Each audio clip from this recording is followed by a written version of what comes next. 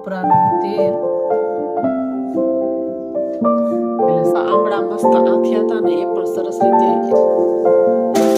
બધા વાસણ છે ને ચડાવી મસ્ત મજાનું જે મગનું શાક છે, લસણ, ટમેટા, લીંબુ. આ છે દિયાની વીટી છે ને મારા જેવી મારી કરાવીને એવી. આમાં જો એલોવેરા અને તુલસી, આ તુલસી અને આ એલોવેરામાં જો મસ્ત આવી રીતના ઉપર આ ફૂલ આવ્યું છે. કેટલો વધ્યો હોય જોઈ વજન. જો આ હાથની બનાવેલી છે પેન્ટિંગ આવેલું છે એવી રીતના મસ્ત ડેકોરેશન કરેલું છે લાગે.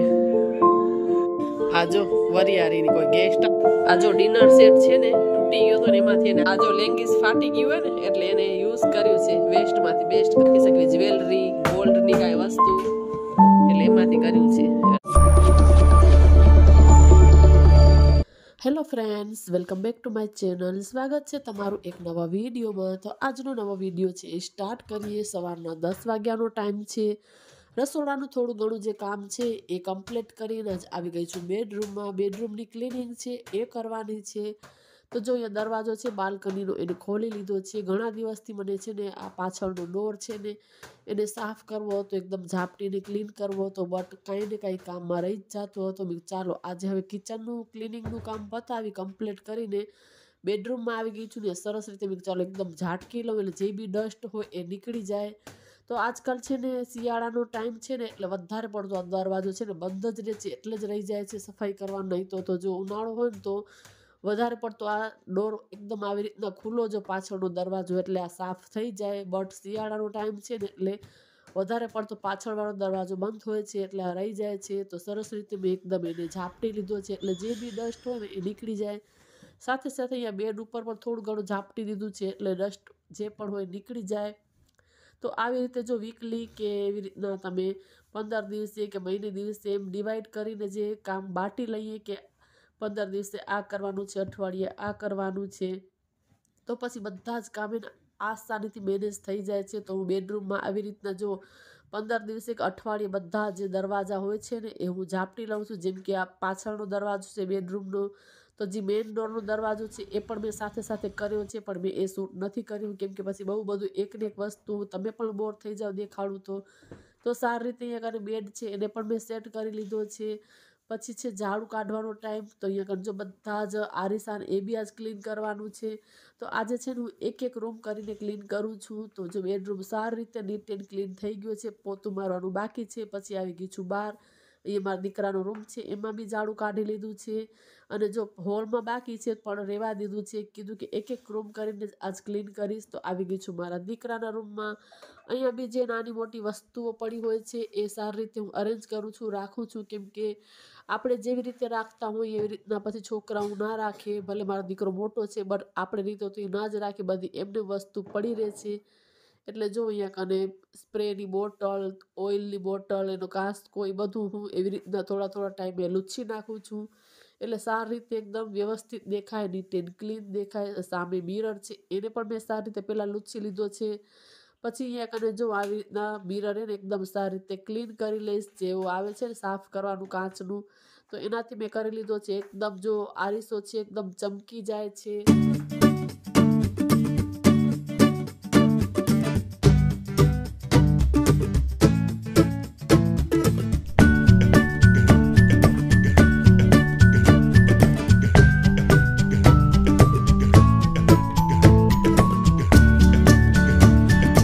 મારો દીકરાનો રૂમ છે અને સારી રીતે એકદમ ઓર્ગેનાઇઝ કરી દીધો છે.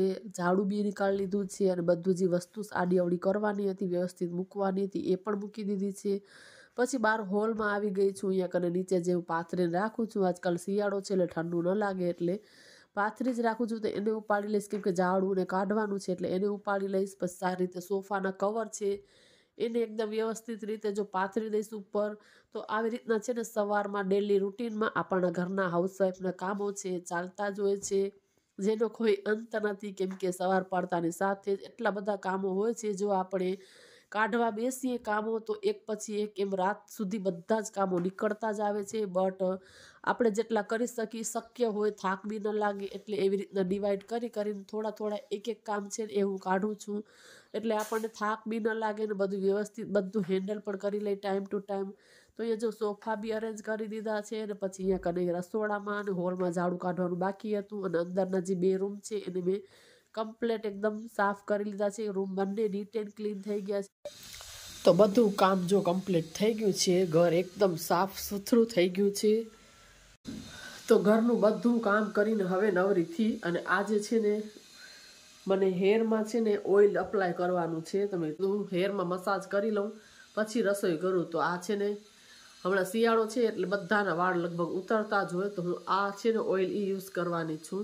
આની અંદર છે વિટામિન A, D ને E અને આ છે ને કાંઈ ક્રીમ જેવું છે. અંદરથી તમને દેખાડું ખોલીને. અંદરથી છે ને આપણે ક્રીમ લગાવીને ફેસ ઉપર એ ટાઈપનું છે, એકદમ લિક્વિડ ફોર્મમાં નથી. ઉનાળો હોય ને આ હમણાં તો ભલે શિયાળો છે, ઉનાળો હોય ને તો પણ એ આવી રીતનું જ હોય અંદર અને બહુ જ સ્મેલ મસ્ત અને રિઝલ્ટ એકદમ સારું મળે છે. એટલે હું આ બીજી કે ત્રીજી ડબ્બી છે ને યુઝ કરું છું. એટલે આપણને છે ને આ હેરમાં આમાં થોડું બહુ ઓછું વધારે પડતું તો મૂળની અંદર આવી રીતના એકદમ અપ્લાય કરવાનું. તો ચાલો આપણે છે ને તેલ છે એ નાખી લઈ. તો જો આવી રીતનું આવે છે આ. એટલે શિયાળામાં છે ને લગભગ બધાના વાળ ઉતરતા જ હોય એટલે આવી રીતના મસ્ત મજાની પાથી પાડી ને પાથીએ આવી રીતના મસાજ કરવાનું હળવા હાથે એકદમ, એટલે બેસ્ટ રિઝલ્ટ મળે. એટલે આવી રીતના જો વચ્ચે પાથી પાડીને બધામાં ચાલ હું ચાલ અપ્લાય કરી લઉં. પછી છે ને ઘરનું કામ છે એ કરી એટલે મૂળમાં સારી રીતે એકદમ લગાવીને એકદમ હળવા હાથે આવી રીતના મસાજ દેવાની. તો જો આવી રીતના હેરમાં અપ્લાય કરી લીધું છે. આજનો આખો દિવસ હું રહેવા દઈશ. અને આ છે ટોપરાનું તેલ, તો થોડુંક છે ને એ પણ આપણે લગાવી લઈએ. એટલું લઈ ને સારી રીતે હાથમાં અને ફેસમાં. તો થોડુંક છે ને ટોપરાનું તેલ છે ને એ પણ આવી રીતના થોડુંક છે ને મસાજ દઈ દઈએ એટલે સ્કિન સરસ ગ્લો કરે છે. ટોપરાનું તેલ, ઘી હાથમાં પણ જો મેં એ જ લગાવી લીધું છે. એટલે ઘરમાં હોય ઘરની અંદર હોય તો હું લગાવું છું, બહાર જાઉં ત્યારે નથી લગાવતી કેમ કે ડસ્ટ ને ચોટે ને એટલે ઉલટાને હું બહાર નીકળું ને બહુ ત્યારે તરત લગાવી ન નીકળું. જેમ બને એમ કોશિશ કરું, બટ પછી ઓચિંતાનું થાય તો પછી લગાવવું જ પડે. નહીં તો સામે પછી ડસ્ટ ચોટે ને તો સ્કિન વધારે ખરાબ થાય. એટલે જેમ બને એમ ઘરની અંદર આપણે હોય ને ત્યારે બધું લગાવવાનું, બહાર નીકળી ત્યારે હું ઓછું લગાવું એમ. જો સરસ એકદમ ગ્લો કરે. તો જો આવી રીતના મેં અપ્લાય કરી લીધું છે ને હાલો હવે જઈએ રસોડામાં કરીએ રસોઈની તૈયારી. જો આ આમળા મસ્ત આથ્યા હતા ને એ પણ સરસ રીતે એકદમ થઈ ગયા છે, ખાવા જેવા થઈ ગયા છે. એટલે ખાવામાં બહુ સરસ લાગે છે ને શિયાળામાં બધી આવી વસ્તુ ખાવી જ જોઈએ. તો હેલ્થ માટે છે ને બહુ જ સારી છે આ બધી વસ્તુ ખાવી. તો કોને કોને આમળા ભાવે છે? આથેલા બી સરસ લાગે છે ને જે આપણે સ્વીટ કેન્ડી બનાવી ને જે મીઠા આમળા એ પણ બહુ સરસ લાગે છે. કોને કોને ભાવે છે મીઠા આમળા? ચાલો હવે કરીએ રસોઈ. હવે કાલ રાતના વાસણ છે ને એને ચડાવવાના બાકી છે અને ઘર તો એકદમ નીટ એન્ડ ક્લીન છે. ખાલી આ વાસણ છે ને એ ચડાવવાના બાકી છે, તો એને ચડાવી દઉં. ચાલો બધા વાસણ છે ને એને ચડાવી દઉં. કોણ મારા જેવું છે? હું વાસણ હોય એટલા તો બધા ગમે એટલા કરી દઉં, પણ મને ચડાવવા નથી ગમતા. ગમે કે ના ગમે આપણે કરવું તો પડે જ કામ. બટ મતલબ કે વાસણ ગમે એટલા હોય ને હું ઘસી દઉં, પણ મને છે ને બધા ગોઠવવા અરેન્જ કરવા છે ને મને બહુ ઓછા ગમે. એટલે વાસણ ગમે એટલા હોય તો મને કહો તો હું ઘસવાની ના જરાય ન પાડું. તો મને આ ગોઠવવા નથી ગમતા, પણ ગોઠવવા તો પડે જ. ચાલો છે ને ગોઠવી લઈએ.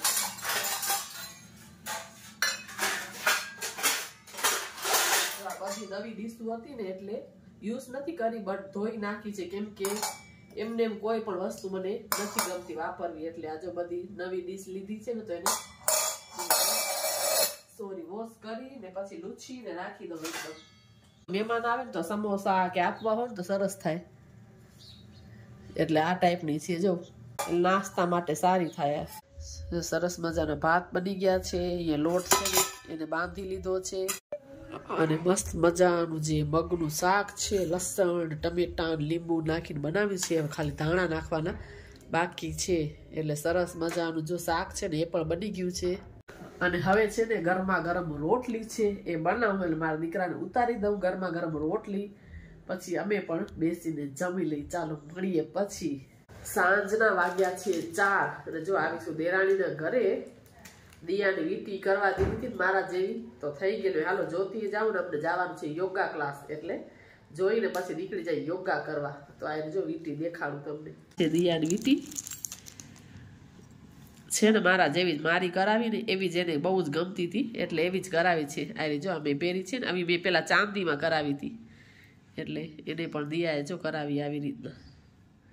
એને બહુ જ ગમી ગઈ હતી, એટલે મેં કીધું ચાલો ઓર્ડર દઈ આવ્યા હતા, એટલે આવી ગઈ છે. એટલે ચાલો જોઈ લઈ. આમાં જો એલોવેરા અને તુલસી, આ તુલસી અને આ એલોવેરામાં જો મસ્ત આવી રીતના ઉપર આ ફૂલ આમાં આવ્યું છે જો. અને આમાં છે ને બેબી પ્લાન્ટ છે, એ હું લઈ જઈશ પછી. જો એક અહીંયા નીકળ્યું છે, બીજું આયરું અહીંયા નીકળ્યું છે. એટલે એલોવેરા જેલ તો બધામાં બહુ જ કામ આવે છે, એટલે આપણે લઈ જઈશું. આવી ગઈ છું યોગા ક્લાસ. અહીંયા ગાર્ડનમાં પક્ષીઓના કલરવનો અવાજ, એની વચ્ચે જો બેસીને મેડિટેશન ને યોગા કરવાનું જે વાત જ અલગ છે. કોઈ શબ્દ જ નથી મારી પાસે. બહુ જ મજા આવે છે યોગા મેડિટેશન કરવામાં. કેટલો વધ્યો હોય જોઈ વજન. હા 59.45. તો આમ તો કેટલો મને વધેલ લાગે તે. ચાલો હવે ચાલો મીનાક્ષી બેન આવી જાય ઉપર. ચાલો કેટલો થાય છે વજન? 70. મીનાક્ષી હા અડદિયા ખાવા છે. આ અમારા કલાબેન. હાલો કલાબેન નો કેટલો થયો? 58.85. હા બધી. જો આ હાથની બનાવેલી છે પેન્ટિંગ. યોગામાં આવે છે ને, મારા ફ્રેન્ડ છે એના ઘરે આવ્યા છીએ.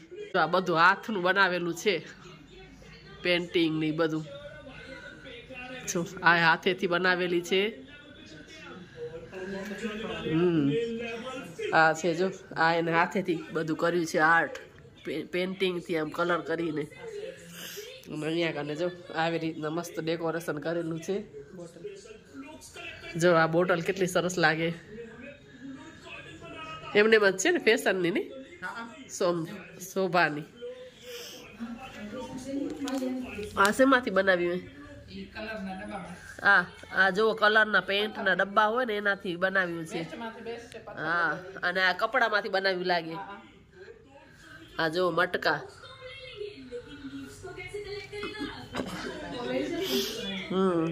સરસ એકદમ આવડે આર્ટ એને. જો આ એકદમ મટકામાંથી બનાવ્યું લાગે. જો આવી રીતના બનાવેલું એ બધું.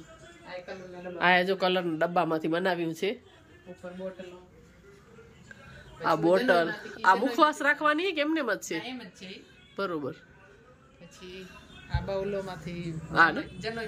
આ જો જનોઈમાંથી બનાવેલું છે.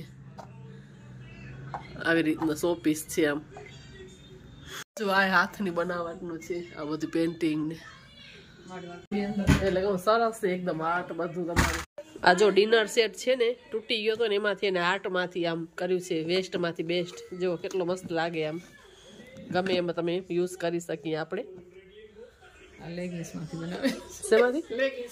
હા આ જો લેગિંગ્સ ફાટી ગયું હોય ને એટલે એને યુઝ કર્યું છે. વેસ્ટમાંથી બેસ્ટ કર્યું છે આમ. ગમે રાખી શકીએ જ્વેલરી ગોલ્ડની કાંઈ વસ્તુ, એટલે એમાંથી કર્યું છે. આર્ટ તો ભરપૂર છે. જો આ બધા હાથના જ બનાવેલા છે. બધા હાથના બનાવેલા છે. જો વરિયાળીની કોઈ ગેસ્ટ આવે ને તો સરસ લાગે. આ વરિયાળીની બોટલ એ પ્લાસ્ટિકની બોટલમાંથી કરી છે. તો જો ઘરે પણ આવી ગયા છીએ પાછા. પછી આવીને થોડું ઘણું કાંઈક એવું નાનું મોટું કામ હતું એ કર્યું ને વાગી ગયા છે હવે 7. હવે કરીશ રસોઈની તૈયારી. કીધું ચાલો આ વ્લોગને છે ને એન્ડ કરી દઈ. તો આજનો વિડીયો આટલો જ. વિડીયો સારો લાગ્યો હતો ચેનલને લાઇક શેર અને સબસ્ક્રાઇબ કરવાનું ભૂલતા નહીં. ફરી પાછા મળીએ નવા એક વિડીયોમાં. ત્યાં સુધી બધાને જય માતાજી, હર હર મહાદેવ, બાય બાય.